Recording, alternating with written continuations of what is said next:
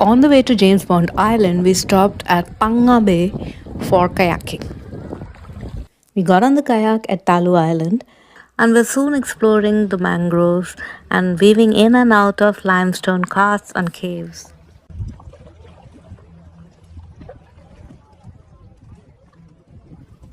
Do you know these limestone caves were formed over millions of years through tectonic uplifts and erosion of ancient coral reefs?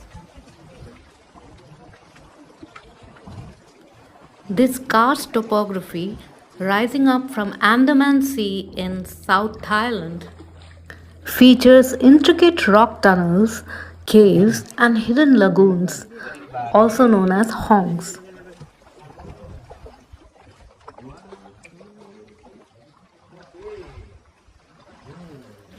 The hongs are like rooms open to the sky with dramatic towering limestone cliffs for walls.